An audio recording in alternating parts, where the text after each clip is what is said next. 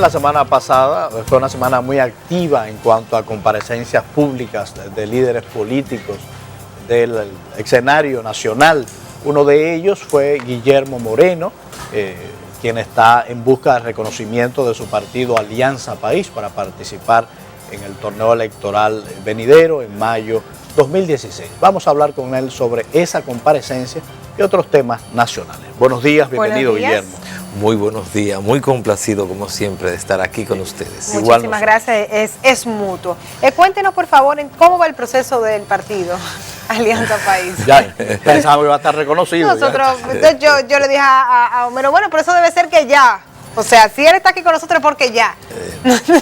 Bueno, la verdad es que en el día de hoy está programada una reunión en la Junta Central Electoral con el grueso de inspectores, con la idea de en el día de mañana, martes, salir a la labor de inspección. Es un paso. Y eso, como había anunciado en la comparecencia anterior en este programa, ya se había hablado de que iba a ser el 1 de junio.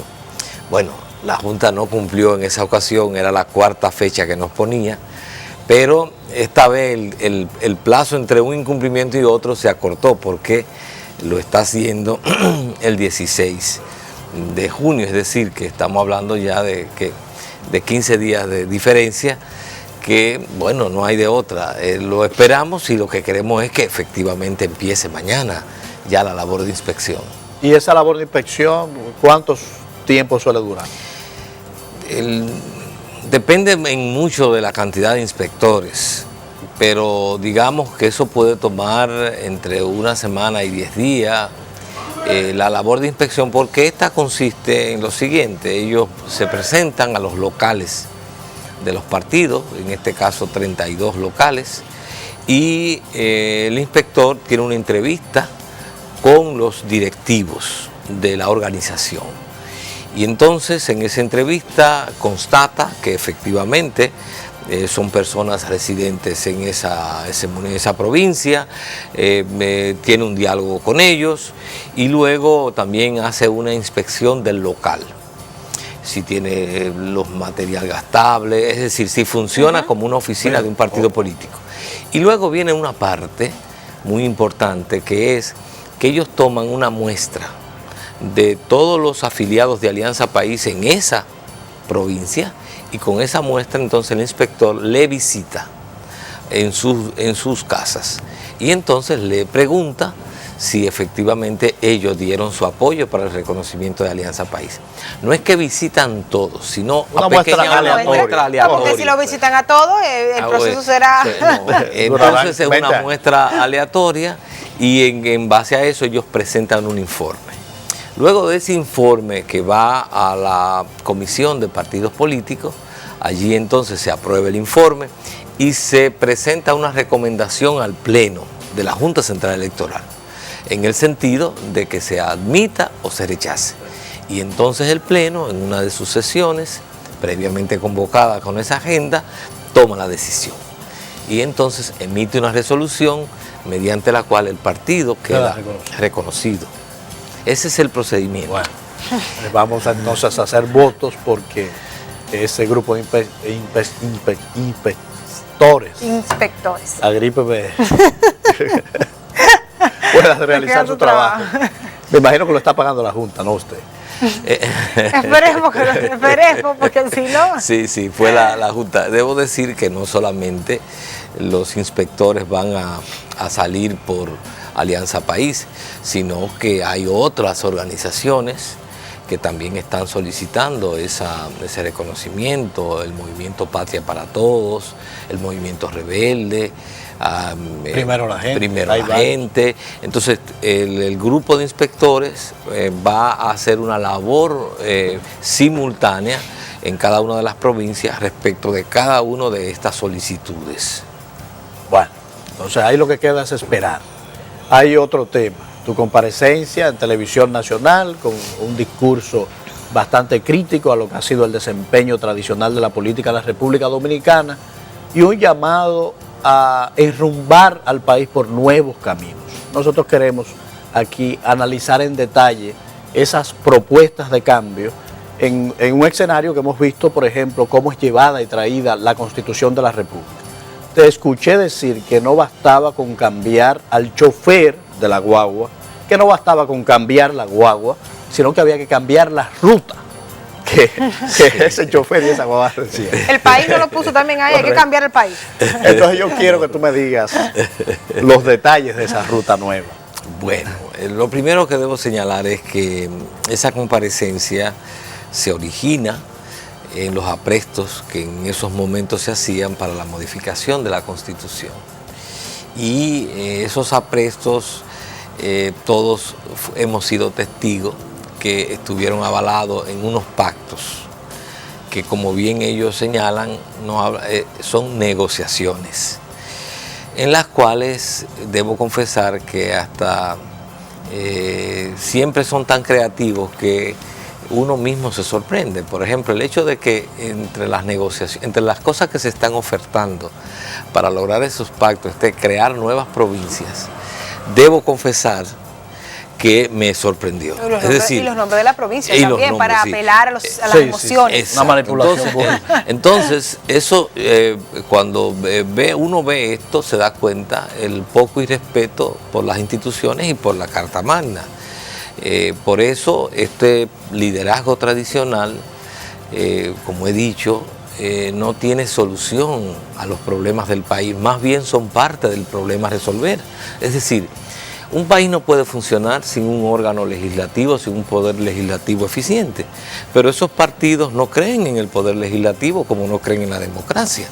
Esos partidos ven el Congreso como un escenario para negociar prebendas, para ascenso económico y social, y entonces se secuestran el principal poder del Estado. Con partidos así, que tengan esa concepción de la democracia y del poder legislativo, no hay solución a los problemas del país. Por eso esos mismos legisladores, particularmente los legisladores del Partido de la Liberación Dominicana, han legalizado uno de los instrumentos de corrupción mayor que se comete en el país, que es el barrilito y el cofrecito y las exoneraciones. Porque ellos no solo que no creen, sino que han desdoblado, han tergiversado, han trastocado la función del legislador. La función del legislador no es recibir un barrilito para ir a hacer obra de ese tipo y además clientelismo político. La función de un legislador es legislar, es examinar, poner al día siempre la legislación que rige al país, aquella que se queda obsoleta, ponerla al día, aquella que falta, suplirla. Esa es la función del legislador, en función de sus comunidades, traer al Congreso los planteamientos necesarios para que a través de la ley se puedan hacer los correctivos, uno. Y dos, la función del legislador es ejercer el control sobre el Poder Ejecutivo.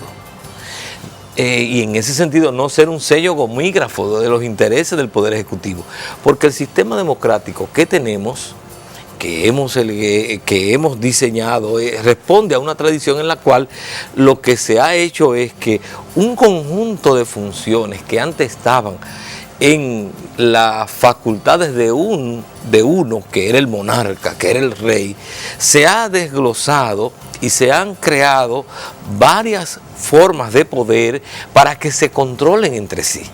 Entonces, un poder legislativo como este, que no solamente es un sello gomígrafo del Poder Ejecutivo, sino que además se convierte en el escenario para que el presidente se reelija y continúe en la función, y para eso se presta a todo este mercado que ha supuesto la reforma constitucional. Entonces nos damos cuenta que esos partidos no tienen solución, sino que son parte del problema, y por eso decimos debemos. Pero ahí hay un problema de materia prima, la materia prima humana, porque si uno va al diseño, y el diseño de nuestro sistema político está en la Constitución de la República, cumple con todos los requisitos de lo que es esa división de poderes para producir ese chequeo y ese balance. Pero ¿cuál es el factor que daña? Bueno, el propio expresidente Leonel Fernández lo explicó en un artículo: la repartición de sobresalios. y es que aparecen personas que son capaces de ponerse al servicio del poder de turno a cambio de dádivas, de dinero.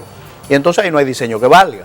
Por ejemplo, ¿quién iba a pensar que el PLD iba a conseguir los votos necesarios que le faltaban para la reforma constitucional cuando los partidos de la oposición tienen suficiente número para haberse puesto de acuerdo y decir, no, esto no va? Pero hallaron votantes y todo el mundo sabe cómo se halló votantes, pagando dinero. Entonces ahí no hay diseño que valga. Sí, ahí lo que está dañado es la materia prima humana, claro, que usted lo puede... Claro, y siempre hemos llegado a la misma conclusión.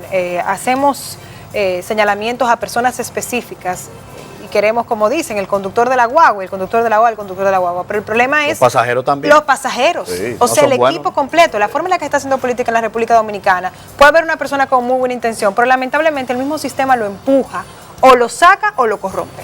Sí, yo lo atribuyo mucho al liderazgo de esos partidos, porque en todas sociedades y en todas las épocas, los liderazgos han pautado, y por eso es una de las funciones del liderazgo, pautar la sociedad.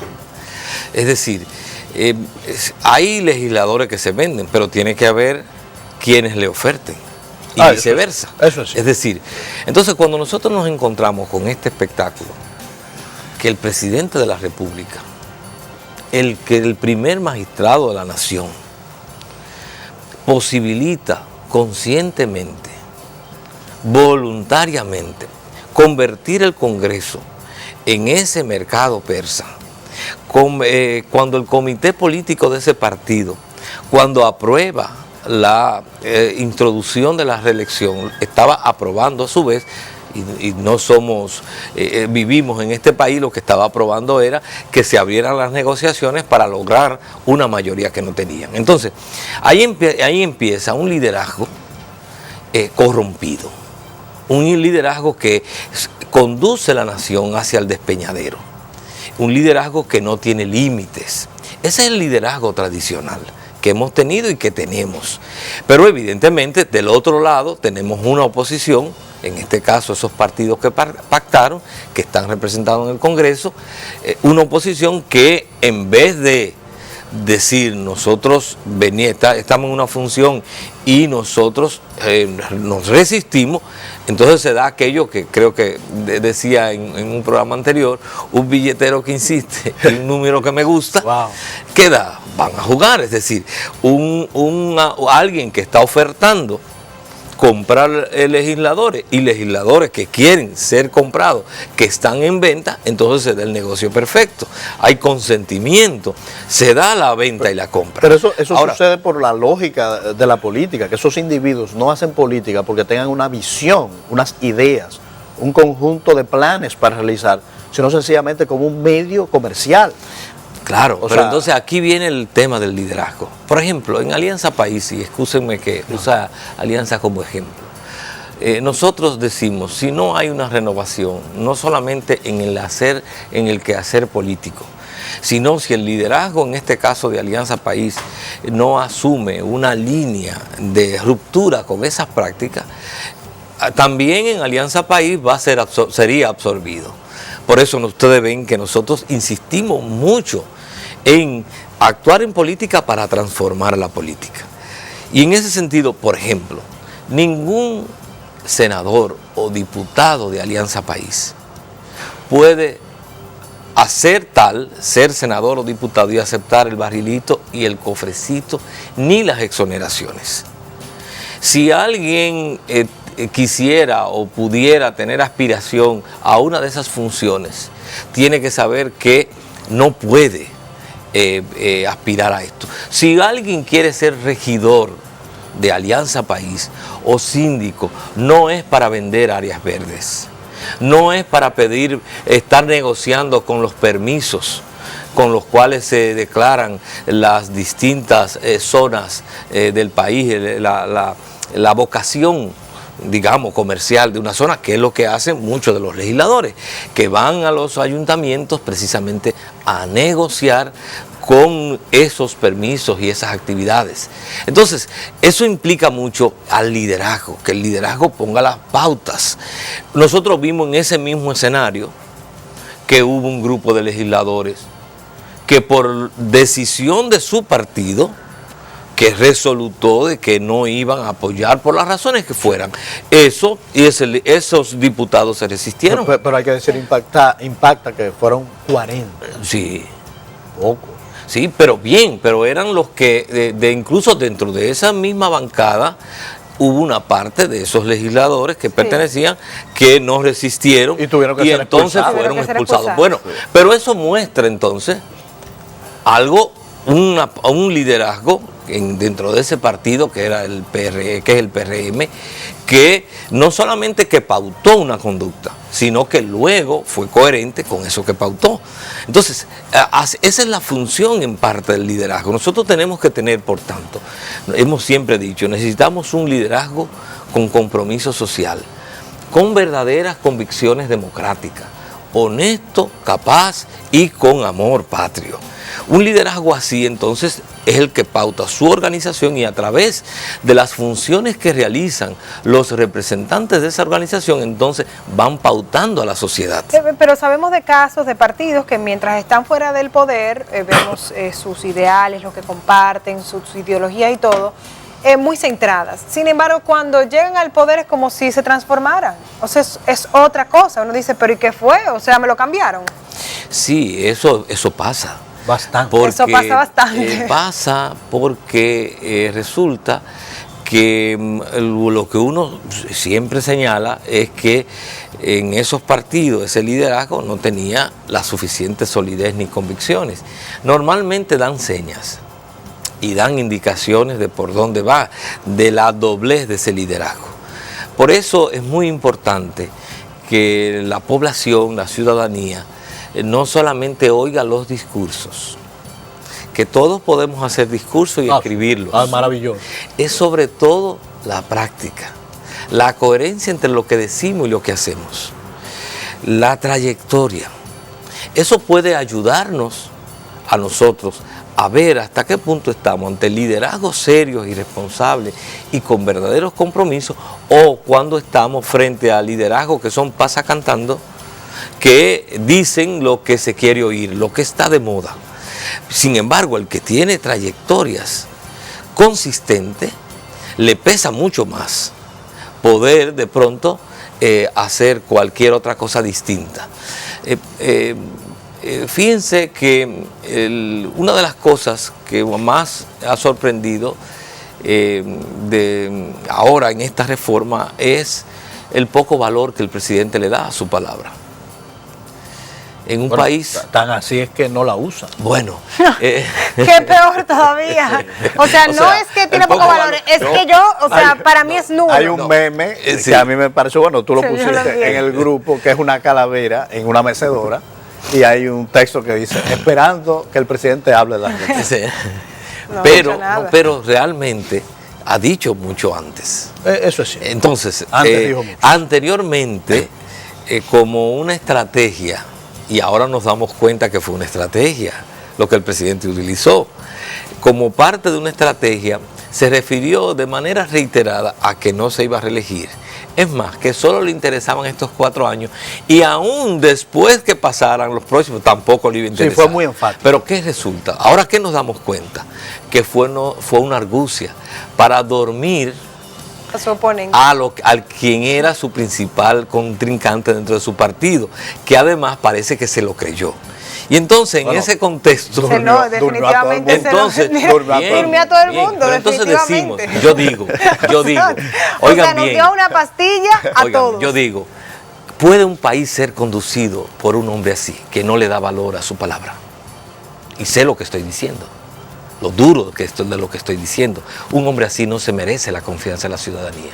Quien no es capaz de respetar su propia palabra, quien no tiene rubor de decirle a la ciudadanía hoy algo enfáticamente y mañana sencillamente hacer todo lo contrario, es alguien que no se merece ni siquiera explicarnos nada. El respeto de la ciudadanía. Porque yo pregunto lo siguiente, para que reflexionemos y veamos el peligro que esto implica.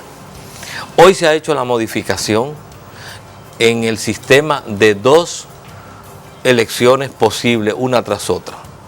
Y dice, el texto que se ha aprobado, es que son el sistema americano, 2 elecciones y nunca más. Ahora, ¿qué garantía tenemos que en el de darse la repostulación y en el 19 de pronto de nuevo vuelva el pueblo, esta campaña, el pueblo es el que manda? Sí, siempre financiada desde el poder. Y entonces resulta que los mismos asambleístas, evidentemente mucho más ya engrosadas sus arcas, que van a tener muchos de ellos, en esa hipótesis, ya tienen 6 años y ahora 4 más. Van a proponer el sistema americano duplicado. Entonces, ¿qué garantía tenemos? Que tenemos que en el 19, de nuevo, esta Asamblea Nacional no se reúna y quite entonces la traba del nunca más. Nada, Luis. Porque resulta que estamos ante un presidente que no le da valor a su palabra, que no tiene rubor en decir una cosa y hacer otra. Hay un punto, Guillermo, y has utilizado reiterativamente la palabra liderazgo, y a mí me ha llamado mucho la atención el fenómeno del liderazgo y me he puesto a estudiar y he encontrado una concepción muy moderna del liderazgo. Se creía tradicionalmente que el liderazgo era una persona. Hoy los estudios han afirmado que es un proceso, entiendas, con 3 actores: el guía, el directivo fundamental, los seguidores y el contexto histórico. Y eso hace el liderazgo. O sea, no hay un líder en el vacío, sino con seguidores y en un contexto histórico. Hay quienes consideran que es un líder, yo tengo que hacerlo líder. Correcto. Entonces, hay un punto. Hay una corresponsabilidad entre la cultura política de ese guía y la cultura política de los seguidores. Porque una y otra vez en los procesos electorales el pueblo dominicano parece preferir ese pragmatismo moral. ¿Cómo tú me desentrañas? Porque a mí me gusta decir esas cosas, porque a veces creemos que la responsabilidad es de uno, de ese chofer de la guagua que tú mandas, y creemos que cambiando el chofer cambiamos todo, y no vemos que somos corresponsables nosotros, porque premiamos esa práctica política. Nadie honesto, nadie con principios en República Dominicana ha tenido mucho éxito. Entonces a mí me luce que somos el pueblo dominicano corresponsable de que haya primado el sinvergüenza. Mira, hay muchas muestras. Es duro preguntarle a un político en campaña sí, eso. Pero me encantan esos temas. Nosotros hemos tenido muchas muestras de un pueblo que ha dado respuesta en el sentido de que demos avance, de que avancemos hacia conquistar la democracia, la libertad, la justicia social. Hemos dado muestra. Nosotros en el año 78, para poner un ejemplo, teníamos un dirigente, un presidente de la República que llevaba 12 años en el poder y utilizaba el poder para seguir en el poder. Produjo también una fábrica de millonarios, los famosos 300 millonarios, y ese presidente quería continuar y utilizó todos los mecanismos, incluyendo lanzar los guardias con pañoletas rojas en la punta de la bayoneta. Y este pueblo dijo no, y la involuntad popular fue de que había que producir un cambio. El pueblo hizo su parte. Ahora, ¿qué pasó en el cambio? Que el liderazgo que vino, que encarnó ese cambio, no estuvo a la altura de la aspiración democrática del pueblo. Se metió en el librito. Por eso, entonces repitió. Lo que hizo fue, en mucha medida, reproducir muchas de las prácticas que el pueblo esperaba, una ruptura. El pueblo hizo su parte, el pueblo dominicano. Instintivamente, en el ambiente estaba que había que producir un cambio. Yo viví esa etapa, esa época. Bueno, ¿qué resultó? Que 8 años después retornó el doctor Balaguer.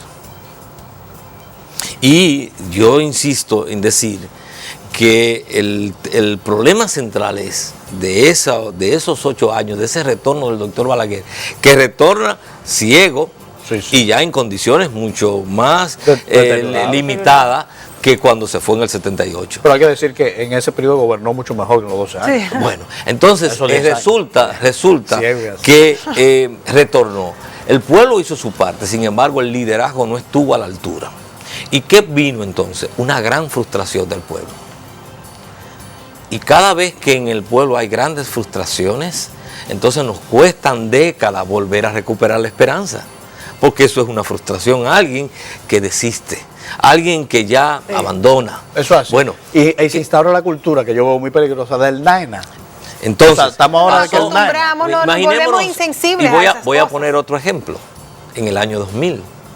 En el año 2000 el pueblo rechazó el gobierno que presidió el expresidente Leonel Fernández.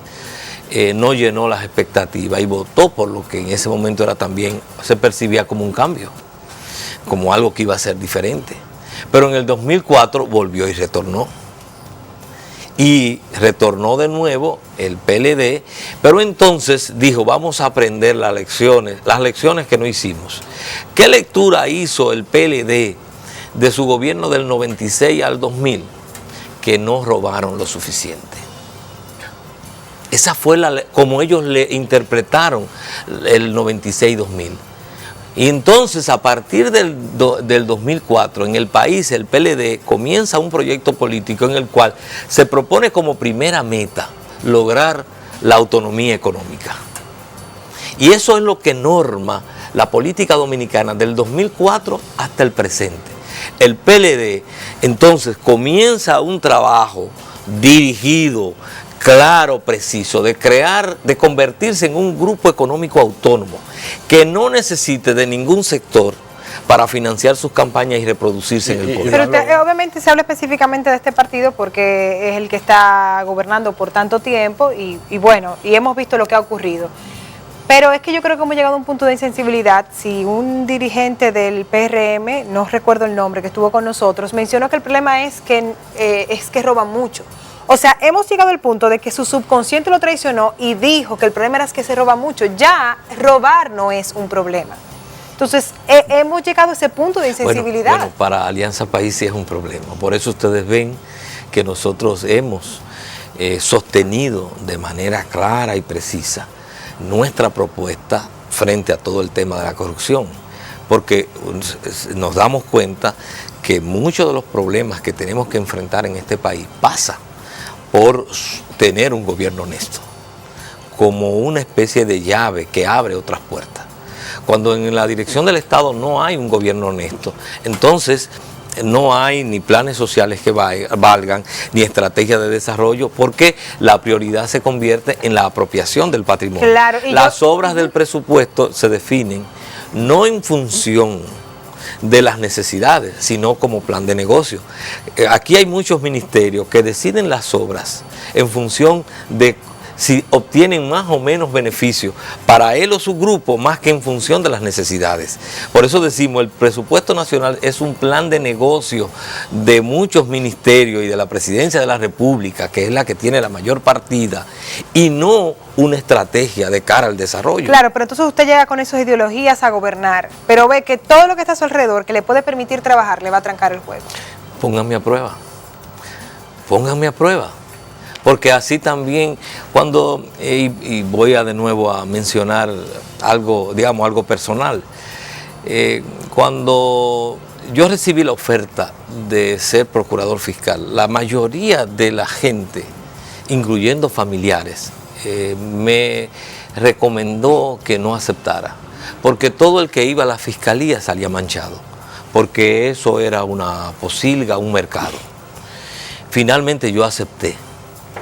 Y demostré que se puede ir a una función pública y no salir manchado y adecentarla. Y nosotros adecentamos, transformamos la fiscalía y adecentamos el Ministerio Público. Incluso lo hicimos sin que existiera ni Código Procesal Penal ni Estatuto del Ministerio Público. Lo mismo que hacemos en Alianza. En Alianza País nosotros nos regimos sin ley de partido, como si hubiera una ley de partido. Nosotros no necesitamos ley de partido para ser transparente. Nosotros no necesitamos ley de partido para ser demócrata. ¿Por qué? Porque la transparencia, la participación es parte de nuestras convicciones. Nosotros nos guiamos por convicciones, Guillermo, por principios. Eso fue cierto, pero sucedió lo que apunta Lorena. Al tú tener una gestión de ese tipo, recordemos que chocaste con intereses establecidos. y eso evitó que siguieras desempeñando esa función.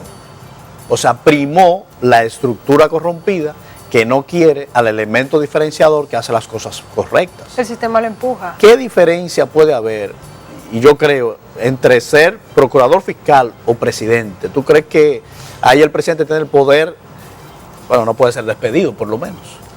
Sí, pero o sea, hemos visto... tú viviste esa experiencia de chocar con los intereses creados que no te permitieron seguir desarrollando esos planes de transparencia y de pedir cuentas, además. Claro, porque había una voluntad política por encima del procurador fiscal, y esa voluntad política entonces se impuso. Pero fíjense, y fue una de las grandes lecciones aprendida de esa experiencia, cuando se produjo mi destitución de la Procuraduría Fiscal, tal vez un poco influido por la idea de que en el país esas eran cosas que no tenían relevancia, el primer sorprendido de las manifestaciones de apoyo que se dieron fui yo. Yo esperaba que, bueno, me destituyeron, me voy a mi casa, a mi ejercicio, y me voy a la universidad, que había sido siempre profesor, y sigo mi vida. Y eso va a pasar como alguien que intentó hacer algo bien, pero no lo dejaron. Y yo fui el primer sorprendido cuando la sociedad reaccionó.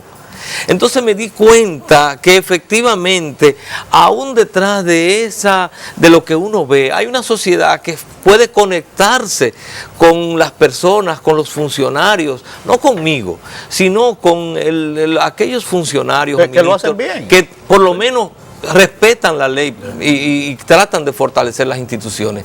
Que no subestimemos al pueblo, que el pueblo tiene siempre reservas, y muchas veces detrás de ese conformismo hay muchas veces una especie de resignación, no necesariamente su aspiración. Y lo hemos visto en muchas ocasiones.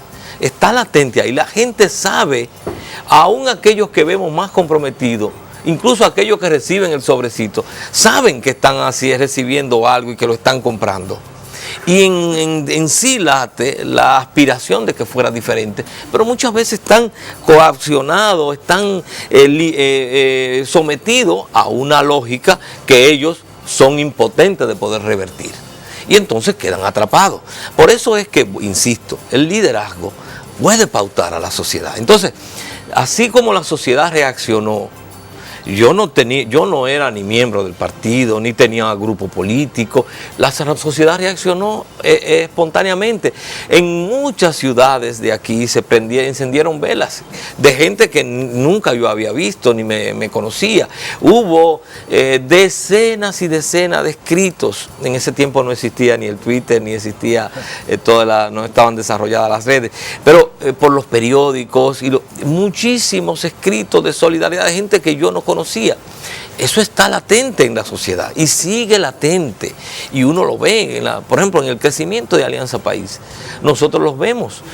Alianza País no tiene vallas, Alianza País no tiene sobrecitos. Nosotros vamos a los barrios a buscar. Cuando las brigadas de Alianza País van en la campaña del Millón de Amigos, vamos a buscar solidaridad, llevamos una alcancía, la gente aporta. En muchos de los actos nosotros estamos haciendo juramentaciones. Nos correspondió hacer una juramentación ahora el 7 de junio en La Vega. Y evidentemente esa juramentación, como nosotros no tenemos unas finanzas nacionales, la tienen que organizar el equipo de La Vega. Y entonces piden solidaridad, etc. Y entonces una de las cosas que ellos hicieron fue que pusieron una alcancía transparente en un lugar, en una especie era como uno de esos botellones, para que las personas que pudieran colaborar, porque ellos habían alquilado un local y lo hicieran y le costaran. Sí. Bueno, entonces la solidaridad con la gente, nosotros nos sorprendimos cómo la gente va y colabora. Primero confía en que efectivamente ese equipo va a hacer un uso transparente. Entonces todas esas cosas son manifestaciones de que sí hay posibilidad de una forma distinta de hacer política, de que sí es posible renovar la política. Ahora, lo que falta es los hombres y mujeres que seamos capaces de comprometernos y de librar esta lucha a contracorriente, porque eso sí hay que decirlo. O sea, aquí hay todo un sistema organizado desde el Estado para corrompernos, para ponerle precio a todo.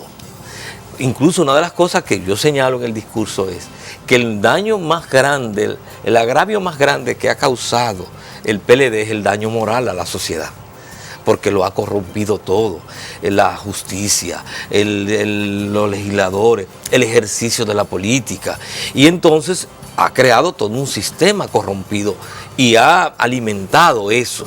Todo el mundo parecería que tiene un precio. Evidentemente que es difícil hacer política bajo otra pauta, porque es difícil a contracorriente. Ahora, no es imposible, y nosotros somos una muestra de que no es imposible. Alianza País, con recursos propios, dotado de convicciones, de voluntad, hemos ido abriéndonos pasos. Nosotros no hacemos ni pagamos encuestas, las encuestas lo reflejan.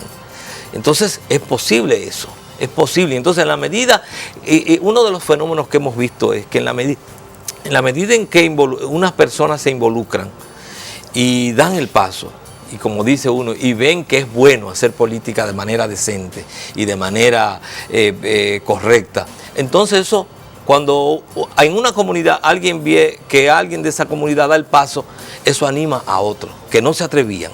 Y cuando ya son dos, aparece un tercero y cuarto. Y ya de 4 a 10 es mucho más fácil. Claro. Porque cada vez se va creando una sinergia que va involucrando. Y eso es posible transformar la política. Nosotros creemos en eso, es nuestra lucha y vamos a batallar para lograrlo y lo estamos haciendo. Bueno, pues esperamos que suerte, esperamos que para la próxima entrevista sí ya esté reconocido Alianza País y que ya estemos en otro escenario. Gracias, presidente. Nosotros también hacemos voto porque así sea y mantenemos nuestro reclamo frente a la opinión pública. Este reconocimiento ante todo se va a dar precisamente porque se ha convertido en una exigencia de la propia opinión pública. Ese es otro ejemplo. Es decir, nosotros no tenemos otro mecanismo que no sea recurrir a la opinión pública y decirle, estamos haciendo un reclamo de un derecho que nos consagra la Constitución. Solo podremos lograrlo si ustedes nos apoyan. Y entonces comunicadores, profesionales han hecho. Es otra muestra de que hay también en la sociedad un caldo de cultivo positivo para hacer valer los que son los derechos democráticos. Y apelamos a ese grupo entonces. Pues muchísimas gracias por estar con nosotros. Buen día. Gracias a ustedes.